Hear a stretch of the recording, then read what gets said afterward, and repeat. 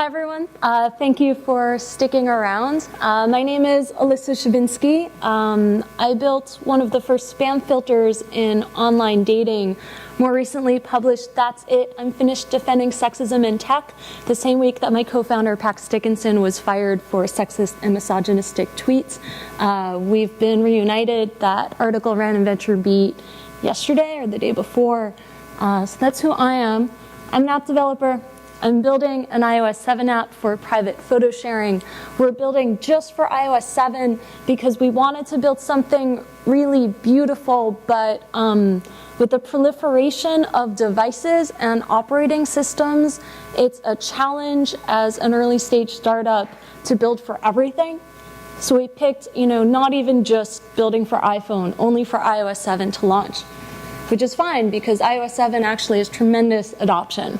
It's called Glimpse, and it's going to change the world, or not, actually. I'm just hoping so. And I'm going to show you why I'm betting big on private mobile messaging. This is my information, and I'll repost it at the end of the talk. I'm very friendly. You can find me later on Twitter or, Facebook, LinkedIn in real life. So this is the BuzzFeed headline at the top. That's the Snapchat stuff. This talk is really about what's coming up next in 2014. I thought we should start with where we were in 2013. Some of the highlights actually were also the lowlights. 2013, you got no selfie respect. That's Obama over there taking a selfie. I believe that's at like the Mandela funeral or something. Selfies really are happening at the most inappropriate, inopportune times. And Miley Cyrus. You might ask why Miley Cyrus is relevant for us as mobile app developers. I read this fascinating article talking about how she's made for becoming a GIF. It's not an accident that Miley Cyrus went viral. I don't know whether it was intuitive on her part or quite intentional, but she really grokked just how people are relating to media these days. Everything is very frenetic and fast-paced, and so is she. Her performance at the Music Awards were really made for BuzzFeed. So if you are building apps and you want to be really successful, and I don't want to presume that you do, I do. I want to build stuff that people are going to share and love and talk about, or share and hate and talk about. But I want people to actually use what I'm building. So I actually think about Miley Cyrus quite a bit, and what she did, she ended up at the top of the charts.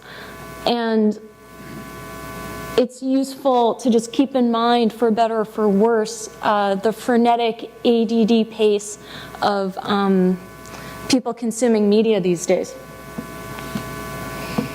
So all those selfies made photo sharing into a $10 billion market. Now, I came up with that number myself. I haven't seen it in that many other places, but VCs are agreeing with me. Isn't this the greatest photobomb ever? The fish is photobombing her selfie. I love it. And they're so happy. That's the thing about selfies. You make a happy face. So the $10 billion market comes from the valuations of Instagram and Snapchat. Instagram sold for $1 billion. And I was figuring Facebook thought that they hadn't captured the whole market, that there was more expansion there. And you look at Snapchat. Snapchat was recently valued at $2.5 billion. So that's their valuation right now. And that's the presumption that they also have not captured the full market. So you have Instagram and Snapchat really as the market leaders in this enormous market that's growing very quickly. And then you have Facebook and Twitter fighting for market share in that space. This is really interesting for mobile just because it's across everything. Now, Twitter has just announced a feature where you can direct message photos to other people. Facebook obviously cares a lot about photo sharing. One of the reasons why all these companies care so much is just we're doing more and more and more of it. Again, I'm figuring that you guys are either building apps or thinking about apps, and some of you are in startups. It's worth noting, Zuck will acqui-hire anyone who he finds threatening. I saw him speak at Startup School in California, and it was clear from his attitude that Facebook needs to dominate the entire world for all of the core things that they want to do well. And that is connecting people around messaging and sharing photos. So I don't personally want an acqui-hire. I want to stay independent. I'm too weird and crazy for an acqui-hire. I got to do my thing. But if you did want to make, between 1 and 5 million within 2 years, it's fairly reliable that if you could get a team and build an app that is beautiful and functional but maybe doesn't get an audience, or gets an audience but isn't quite right? Like you're missing some piece of it, Facebook will buy you. They do so many acqui-hires. And they're a great place to work. So mobile is now impacting web, which is kind of awesome. Apple's flat design is now showing up on websites. What that means is that graphics used to have more of these layers to them, and then iOS 7 came along and introduced this different design aesthetic, which was called, flat design, and I'm sure most of you here have seen that. What I didn't expect is that websites are now bringing that design aesthetic in. I know that my websites do now. We want our websites to have the same look and feel as our app. And our app needs to have the same look and feel as iOS 7. An unintended side effect is websites now run faster. Or at least this is the impact of that change, because the images are smaller. It's also worth noting that iPhone is the most important first platform for mobile early adopters, at least according to Silicon Valley VCs. This came to me from Y Combinator. I was telling the partners there I wanted to start building on Android, and they said, no. Look at who the early adopters are on iPhones. Who are the influencers, who are the VCs? Even if Android were to have 10 times more adoption, that's not what you're looking at. You're looking at who are the early adopters. So that's another reason why I'm building for iOS 7. On the other hand, if you did want to stay obscure, you can build for Android, stay kind of obscure, test out your app, get it working really well, and then move over to the App Store with really good reviews. Does that make sense as a strategy? Yeah? Okay, cool. No? Okay. So who wins the internet for 2013? I would love to say it's you or me or even Tinder or Snapchat. And I got to tell you, I love Tinder. I love Snapchat. I love all these apps. And Evan Spiegel is certainly doing well. He and his co-founder each took $10 million off the table in their last funding round. They got $80 million for their company. Only $60 million went in. 10 went to each of the founders who sold off some of their own stock, or maybe they didn't even sell. It was just a bonus. That was not clear. But they were not the winners of the internet. That was the NSA, but only because they copied and stole all of it. Again, for those of you who don't know that much about what I'm doing, I'm building an end-to-end encryption app aimed at thwarting the NSA. Also, I got stopped at the airport. They think I'm dangerous now, so I'm kind of proud of that. So where does that leave 2014? Well, we're entering an age of pervasive data gathering, sharing, and connectedness. That's cool. I have friends all over the world. Apparently someone from Switzerland just bought one of my Lady Boss shirts. That's good. But some of it's voluntary. That's like Fitbit, Pin My Pet, these different wearable technologies that you choose. You choose to wear a Fitbit to track, your fitness, and you choose to put this device, Pin My Pet, on your puppy, so when your puppy gets lost, you have a GPS, you can track it. That's voluntary. Not so voluntary for the puppy, but that's okay. There's not always voluntary, right? People are wearing Google Glass. There's a lot of Google Glass happening here today, and that's kind of semi-voluntary, right? Like, maybe they're going to take a photo of me and I won't know it. And that's why glass is being banned in certain places. And then there's just sketchy. I don't know how much you can see this image, but Yelp kind of auto-signed me into Facebook the other day, and they called it instant personalization and said I could opt out if I wanted to. And that made me unhappy because I really want to be opting in to things, and there's a lot of not opting in. This flashlight app got in a lot of trouble for tracking user data and then selling that data. And actually, this flashlight app asked the users if they wanted their data to be tracked and shared or not. That's a good start, but you should also follow through on your users' wishes. So they just asked the question and then sold everyone's data anyway. So this is where we are at the end of 2013 in this era where you have traffic cams and facial recognition and more of the people on the world on Facebook uploading photos of each other. There's facial recognition automatically recognizing when you're in a photo.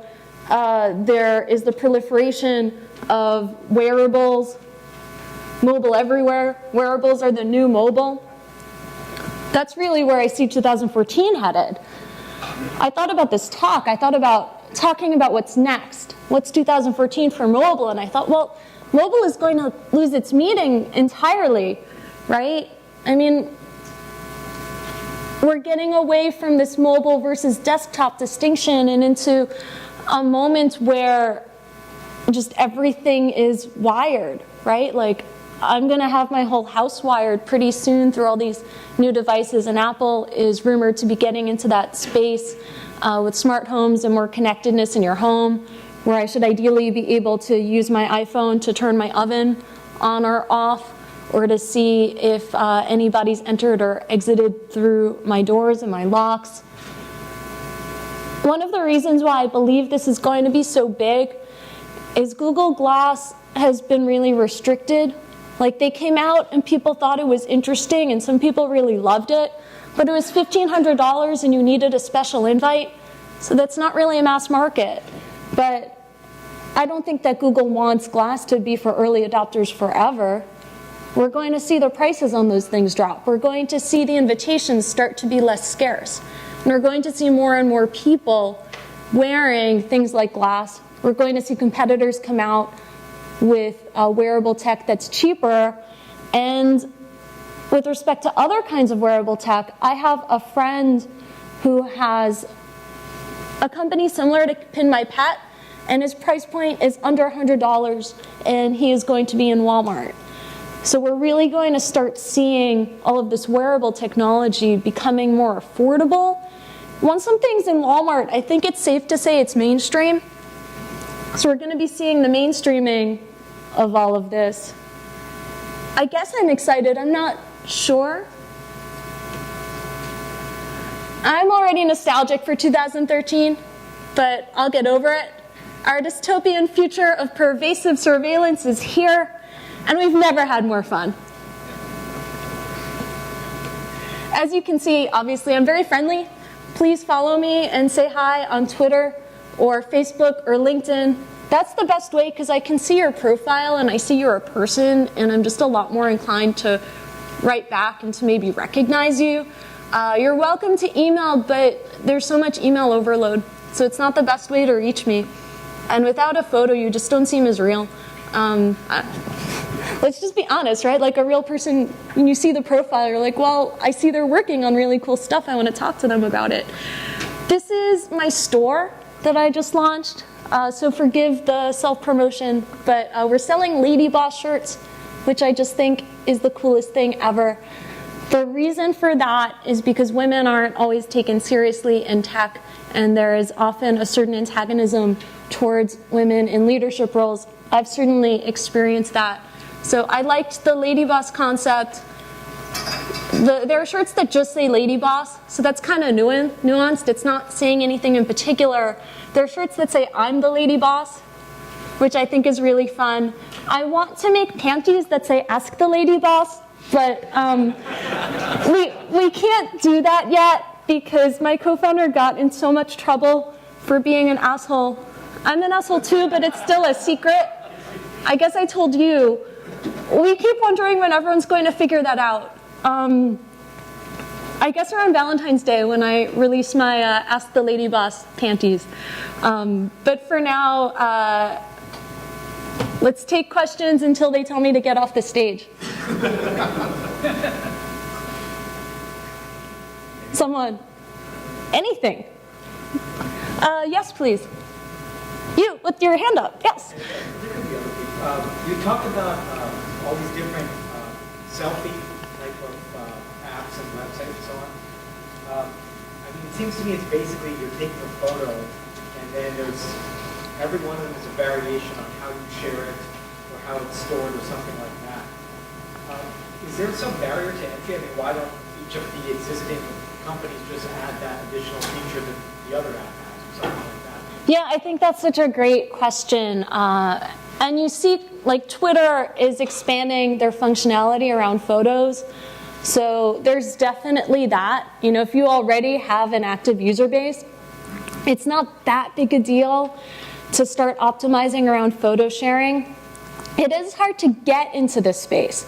I wanted to build Snapchat for grown-ups, which is basically what Glimpse is, a year ago.